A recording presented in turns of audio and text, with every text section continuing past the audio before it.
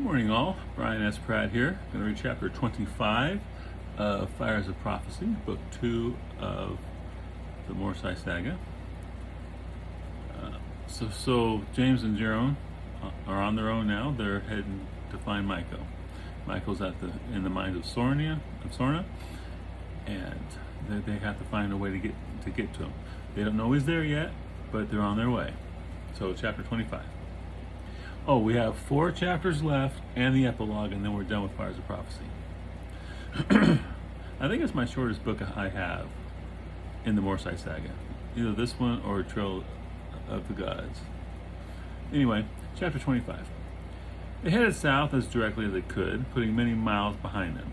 Several times they came across dead soldiers and horses, all having been flayed by the storm. Every corpse had a good portion of skin removed, some even with bones exposed from where the flying debris had shredded skin and tissue.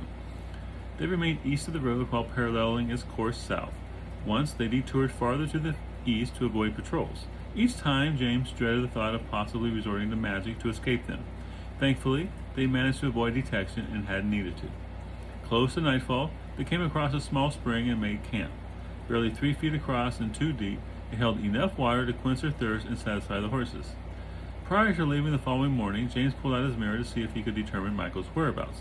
When the image appeared, he started to panic because it was dark. At first, he thought he was looking inside a grave, but then a light appeared and he saw Michael with a pickaxe in hand swinging it against a rock wall. "I found him," he announced excitedly. It looks like they have him inside some kind of mine." "A mine? Can you determine where?" He tried to expand the image, but to no avail. Shaking his head, he said, "All I see is the inside of the mine. Others work beside him." "Must be a big place then," Jerome figured. "Perhaps," he replied. "I'm sure the locals will know of it, but we don't dare ask." Jerome nodded in agreement. "We would definitely stand out. What with not knowing the language? What do you propose?" Taking a moment, he took out a strip of cloth. "I'll keep using this to show us the way, and eventually we'll find him." "Even across water?" he asked. "Remember, he was on a ship a few days ago." "There is no reason to believe he's not on the mainland. They could have simply used the ship for quick transport from one city to the next." Looking dubious, Jerome shrugged and said, "Either way, sitting here isn't going to get us any closer." He took another drink and topped off his water bottle. Then he allowed his horse one last drink from the spring before mounting. Once mounted, he waited for James to do the same, and then they were on their way. Jerome glanced at James and saw the piece of cloth pointing toward the southwest. "Should we head that way, or stay south until he's due west?" "May as well head straight there," he said. "We don't know if going south or southwest is the safest way. We may as well go in the straightest direction possible." He looked at Jerome and then said, "Until our circumstances change, that is." "Southwest it is," Jerome said as he turned his horse in that direction. As James turned to follow, Jerome asked, "What do you plan to do after we find your friend?" "First thing, want to get him out of wherever he is," he replied. "After that, head back to Cardry. Maybe we could get a ship and sail around the coast." "Then what?" "Oh, maybe rest for a while and perhaps build a house." He glanced at Jerome and continued, "There are some things I've been thinking about, things to do with magic that I would like to experiment with. I want to be somewhere safe and away from people where I can work and not be disturbed."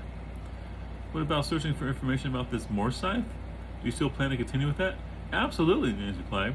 "There are things I still need to know. The last few weeks have shown me that I need to be better prepared before I set out again." He paused for a moment, then said, "But I'll worry about that when I get Michael back to Cardry, one thing at a time." They rode in silence for a while before a road appeared in the distance. The coastline had begun to curve, which brought the road toward them. Several travelers were upon it, none military. Jerome looked at James, who shrugged and said, "The road might actually be okay for now." "How do you figure?" Jerome asked. "Since that large force recently came through," he explained, "it's unlikely they would expect us to be here." "Possibly," stated Jerome. "Besides, I'm tired of slugging our way through the desert. I want to get to Michael as quickly as possible." "All right," agreed Jerome as he led them toward the road. Upon reaching it, a fellow traveler on his way north spoke, but they ignored him as they passed. The man turned and spoke again, an obvious statement about being rude before he continued on his way. When they were some distance away from the travelers on the road, James said, "It's going to be a problem, not able to speak their language." "I know, but what can we do about it?" "Nothing, I suppose." They followed the road for several miles, and the only traffic they encountered was civilian in nature. James was surprised at the lack of military presence on the road. Maybe the force he saw before the storm was all they were sending, or were able to send. Hopefully, the local garrisons had been depleted to make up that force and were unable to spare any for patrols. A town appeared ahead, and when Jerome noticed it, suggested, "Perhaps we should skirt around it? We could make camp in the desert, and I could sneak in for supplies after dark." James nodded. "Our supplies are getting a little low." So they veered to the east and continued until they reached a spot 2 miles from the town. They set up camp and waited for the coming of darkness. When the sun reached the horizon, Jerome mounted his horse. "I'll be back in a couple of hours." "Be careful," cautioned James. "I will," he assured him. As he got ready to leave, James stopped him and said, "How are you going to find me out here in the dark?" Jerome looked around at the landscape and fixed the landmarks in his mind before he turned to James and said, "Rest assured, I will find you." Then he turned his horse in the direction of the distant town and rode off into the deepening night. Before entering the edge of town, Jerome came across several trees and stopped to secure his horse among them. With any luck, it would still be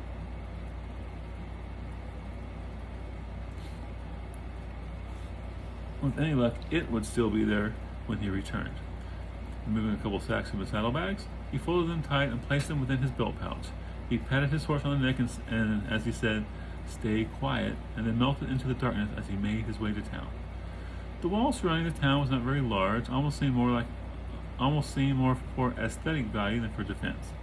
The gate stood across the road where it passed through and was guarded by 2 men. Jerome paused for a moment to observe them as he evaluated his chances of making it through.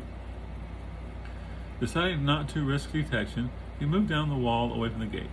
Reaching a spot where no one could observe him, he jumped up and grabbed hold of the top of the wall, then proceeded to pull himself up. He looked over the edge to the other side, and upon seeing it was clear, slipped over and dropped to the ground. Keeping to the shadows as best he could, he ran across the distance to the first building.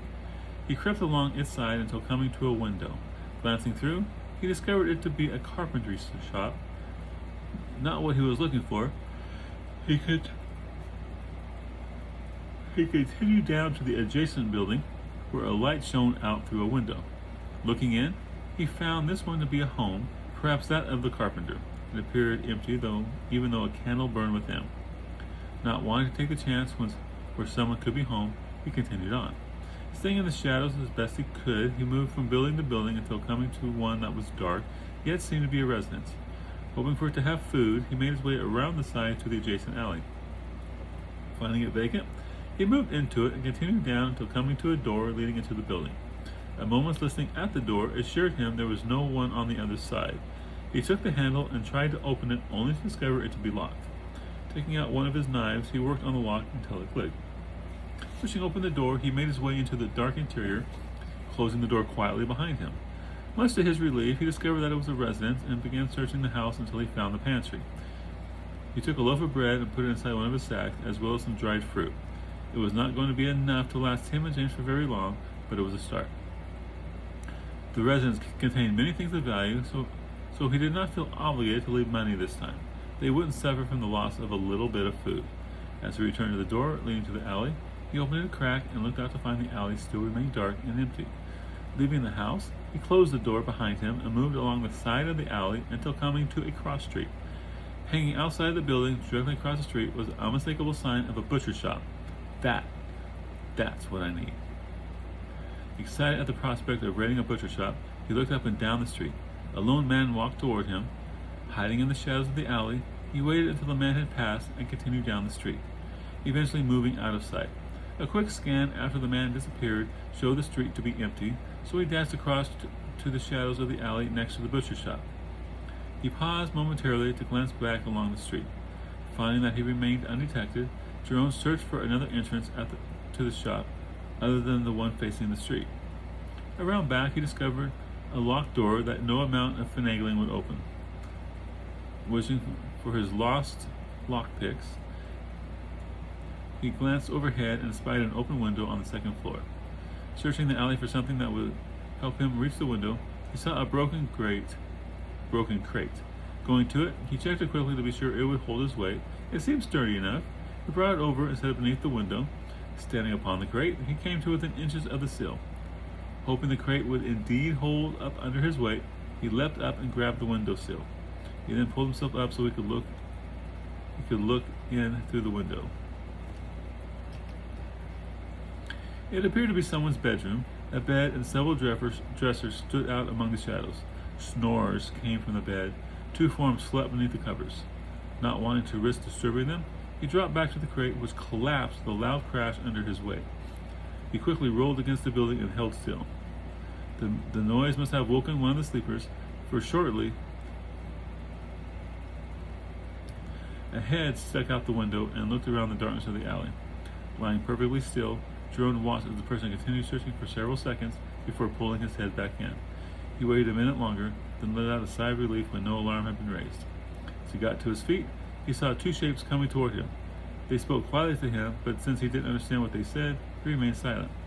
Backing up slowly, he retreated down the alley, never taking his eyes from the two approaching figures.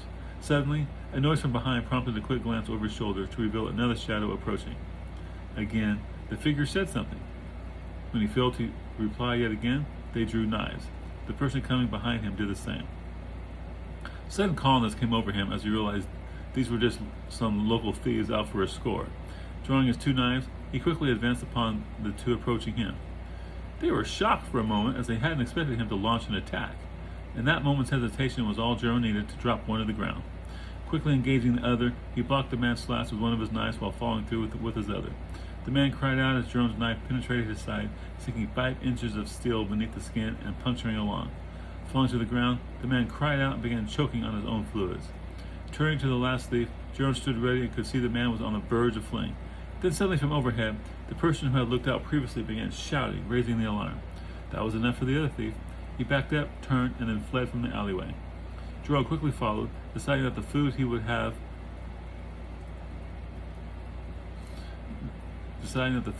had would have to be enough for now. As he raced across the street back the way he came, another person who had stuck their head out the window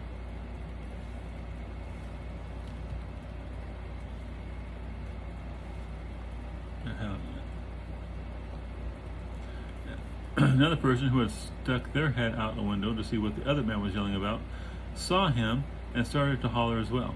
Several guards, alerted to the shouting, saw him running and gave chase. He dodged between buildings as he sought to throw off pursuit, all the while trying to make his way back to his horse. He finally threw his pursuers off by ducking into a building and going out a side window. As they continued in the opposite direction, he made a beeline for the wall and was soon over to the other side.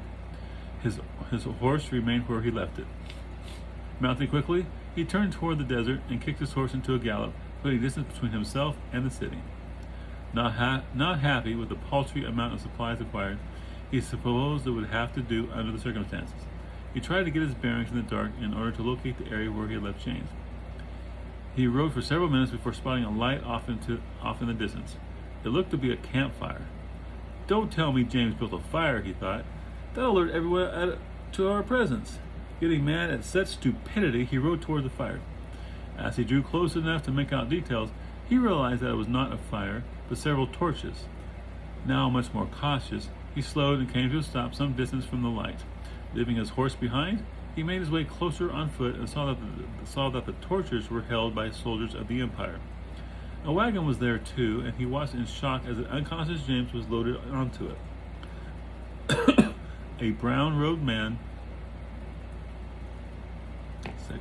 brown robe should be hyphenated. A brown-robed man directed those placing James in the wagon and seemed to be the one in charge. Once James was finally within the bed of the wagon, the brown-robed man climbed up onto the wagon seat and gave the order to the driver. With a flick of the reins, the horse got underway and the wagon trundled back to town. There were only a dozen foot soldiers accompanying them on their way back.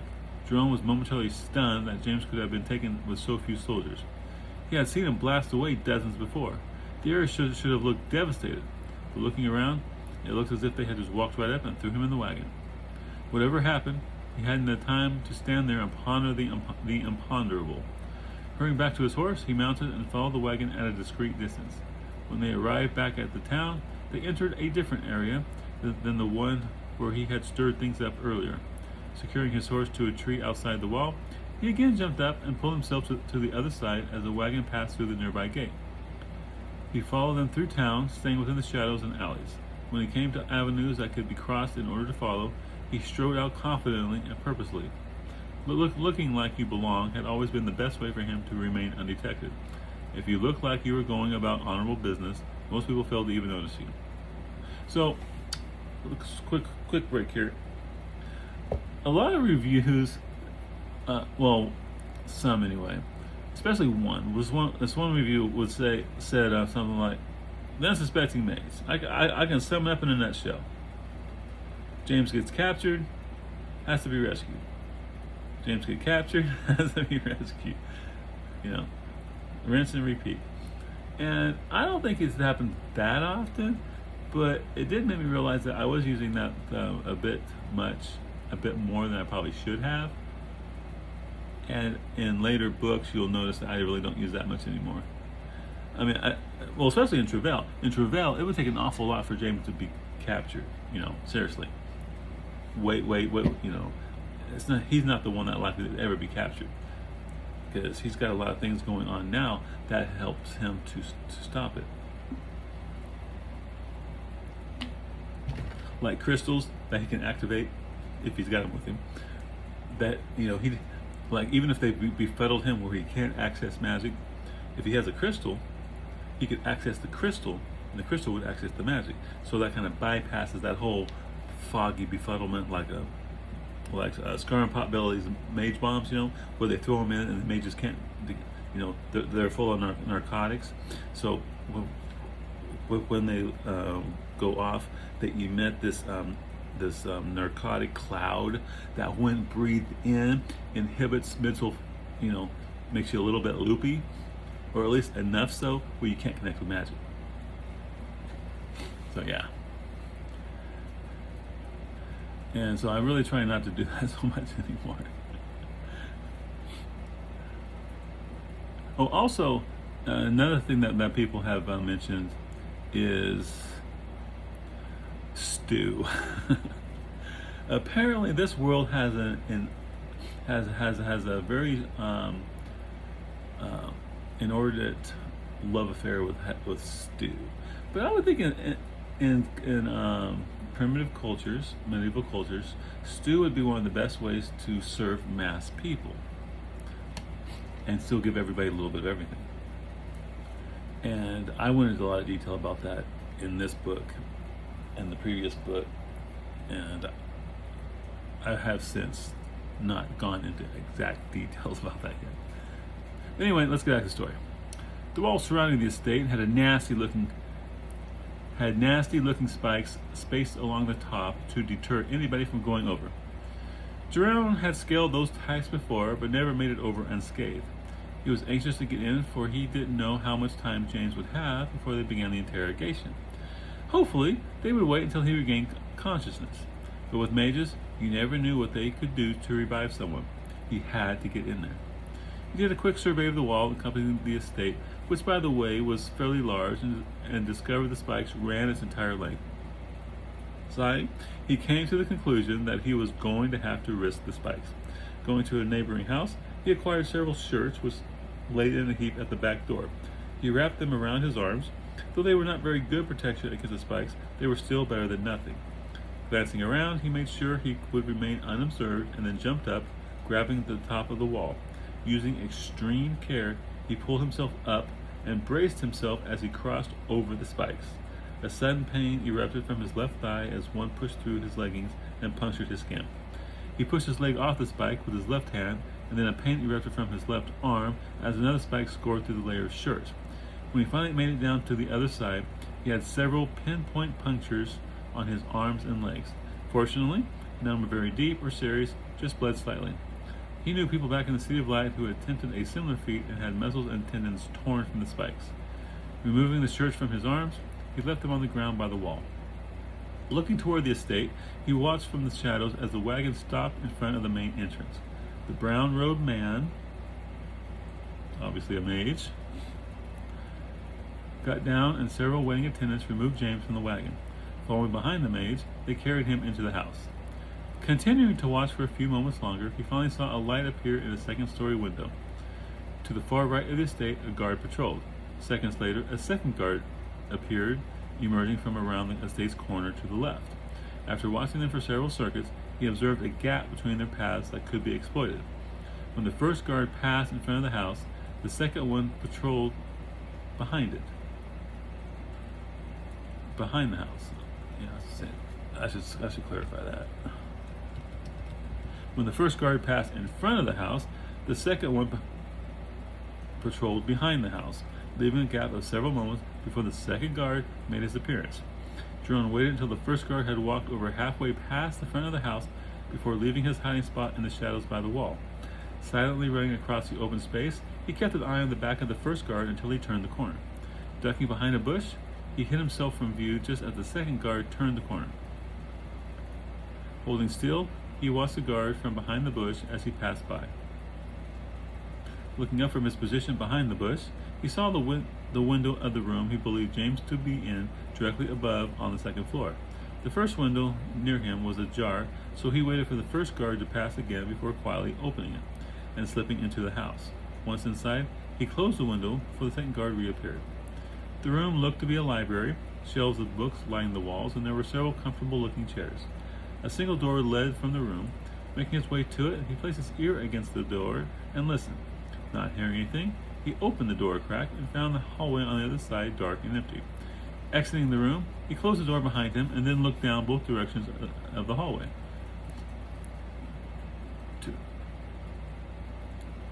To the left was dark.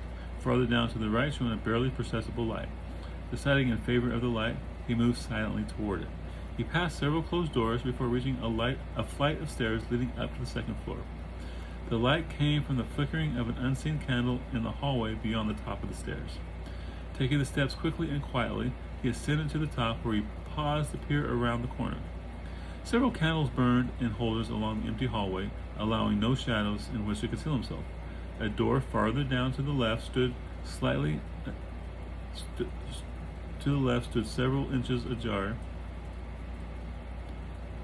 Voices could be heard from within. A door farther down to the left stood several inches ajar. That sounds clunky, doesn't it?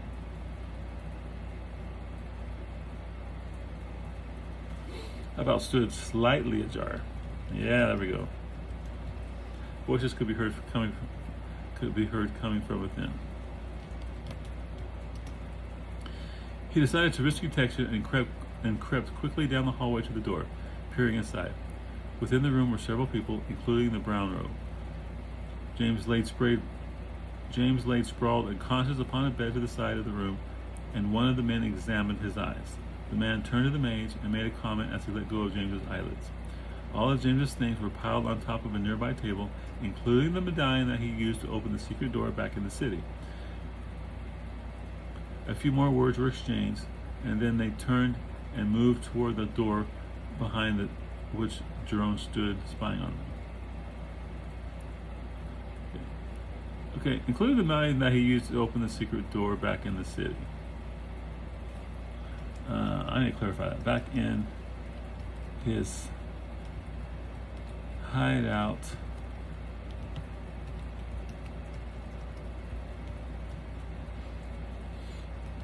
at the fall of the City of Light.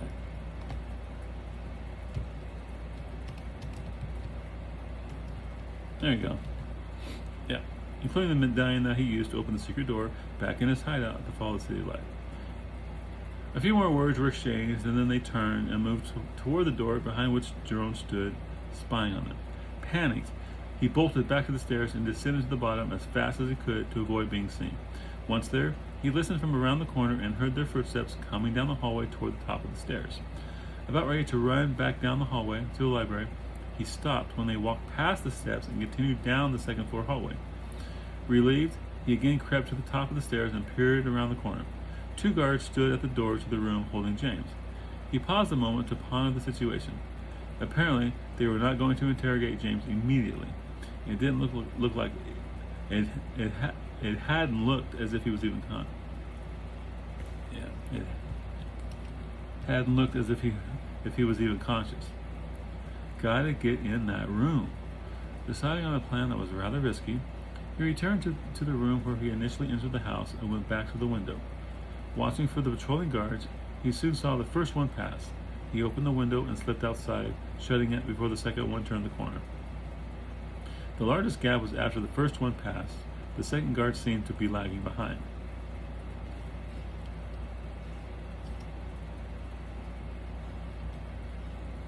He waited until the second one passed. Then, when he saw the first one turn the corner, he made ready. Once the guard had gone 10 feet past his hiding place, Jerome got to his feet and using the window ledge to begin, commenced scaling the wall up to James's room. He had reached 10 feet off the ground before the second guard appeared around the corner. Hanging absolutely motionless on the wall, he waited for the guard to pass beneath. Sweating, heart pounding fast, he watched as the guard approached, knowing that if he but looked up, he was dead. Walking toward the spot where Jerome hung precariously, the guard drew ever closer and then passed beneath Jerome as he continued on his way. Stopping the sigh of relief that almost escaped him, he waited until the guard moved along before maneuvering to the window and positioned himself so he could look inside. He saw James still on the bed, the door closed, and no one else in the room. Realizing the first guard was about to turn the corner, he moved away from the light coming through the window and back into the shadows. He held there as he waited for the guard to turn the corner and pass underneath. Once he was past, Jerome returned to the window. The window opened easily, and he slipped inside before the second guard made his appearance. He shut the window just as the second guard turned the corner. He moved silently to the bed. James looked like he was sleeping. Jerome shook his shoulder in an attempt to wake him. His eyes opened a fraction, and then he mumbled something incoherently before slipping back into unconsciousness. Trying to determine the best way to get him out of the house, he realized going out the door would be a bad idea. The guard standing outside would alert the whole house to his presence. He might be able to hold his own against the guards, but he would stand little chance against the mage. That left the window. He returned to the window and peered out, trying to avoid casting a silhouette.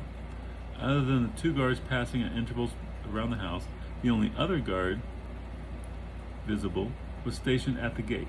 A plan formed, and he waited until the first guard passed by before slipping back out the window. He closed it once he clung securely to the side of the house and managed to maneuver down the side a little before the second guard rounded the corner. After the second guard passed by below, he dropped silently to the ground and immediately ducked behind the bush. The guard paused a moment as he looked back in his direction. Not seeing Jerome hiding behind the bushes, he turned back and resumed his trek around the house. Jerome waited for the first guard to pass again before racing across the lawn to the wall in the safety of the shadows.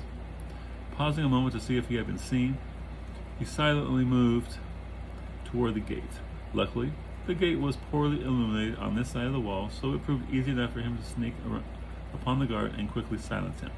He pulled the guard's dead body along the inside of the wall and hid it behind several bushes. Checking the gate, he found it locked. Returning to the dead guard, he searched his pockets until he found a ring of keys. Returning to the gate, he used the keys to unlock it and then placed a stone against its base to prevent it from swinging open and announcing to everyone that something was amiss. He returned to the deeper shadows along the wall as he watched the two guards continue their patrol. When the first one passed again, he raced once more to the side of the house and again hid behind the bush until the second one passed. Then when the first one rounded the corner and passed by his hiding spot, he jumped the guard from behind. Quickly and quietly, he slit the guard's throat, then dragged the body back behind the bush and laid it against the house. Taking his place behind the bush, he waited for the second guard to round the corner and pass by. He again jumped out and silenced him, same as he had the first. When the second guard's body lay next to the first, he scaled the wall, this time more interested in speed than avoiding making noise. At the window to James's room, he cautiously peered in and with relief, found him still alone. Opening the window, he slipped in and closed it behind him. Moving across the room to a chest of drawers, he slid them open one at a time until he found what he was searching for. The third one down from the top held what he needed, a spare sheet. He took it and went over to James, where he tied one end under his arms. The sound of approaching footsteps coming down the hallway warned him someone was on their way. Jerome quickly removed the sheet from around James and slid under the bed, scooting as far back against the wall as he could. The bedroom door opened and two men came in, quietly talking to each other.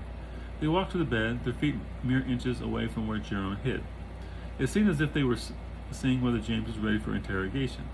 After they stood there for a few minutes conferring with one another, both men turned and walked back out the door. Stepping from under the bed, Jerome again tied the sheet tightly under James's arms. When he had it secured, he went back to the window and opened it wide. Returning to the bed, he lifted James up and carried him to the window where he set him on the windowsill. Taking a firm hold of the sheet, he eased James over the edge and lowered him to the ground. The sheet wasn't quite long enough to reach the ground, and it ended up having to drop him the last 3 feet where he landed among the bushes. Hoping James hadn't broken anything, Jerome slipped out and descended down the side of the house when he suddenly remembered James's medallion and other items sitting on the table. Sighing, he went back inside and quickly grabbed James's empty pack that sat on the floor and scraped everything off the table into it. Tossing it out the window so it landed near James, he again began his descent and closed the window. Once on the ground, he removed the sheet from James and put his pack on him. Then picking him up, he slung him over his shoulder as he raced for the gate. Running as best he could with James's added weight, he crossed the distance quickly. Upon reaching the gate, he kicked aside the rock that was set to keep it closed. Pushing the gate open, he started through just as a cry arose from the house. Glancing back, he saw someone at the window to the room where James had been held, hollering and pointing in their direction. He passed through the gate and closed it behind him, locking it with the key in the hopes of slowing down pursuit. With James slung over his shoulder, he ran down the deserted street and then entered an alley to cut over to the next street. Running as fast as he could, he reached the end of the alley and then turned to the right. Racing down another deserted street, he tried to put as much distance between himself and pursuit, all the while working to make it to the edge of town. After running down the street another 2 blocks, he saw a group of people far ahead of him in the street. Ducking down a nearby alley, he moved into it a short distance before coming to a stop. It was a dead end. Turning around, he moved to leave the alley when several figures entered the street and blocked his escape. So that's chapter 26. It's got unconscious James. The town's surely going to be roused against him. He's in a dead-end alley and people are blocking his exit. So, yeah, it's getting interesting. That's chapter 25. We'll do chapter 26 tomorrow, and we'll see if he survives. You all have a good Sunday. It's going to be 97 here today. Yep. Just love the southeastern Oklahoma. Y'all take care. I'll talk to you tomorrow.